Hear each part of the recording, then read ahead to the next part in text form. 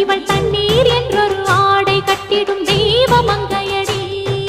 தையம் தீயம் தக்கு தீயம் தக்கு தையம் தீயம் தக்கு தீயம் தக்கு தையம் தீயம் தக்கு தீயம் தக்கு தையம் தீயம் தக்கு தீயம் தக்கு தை பொங்கல்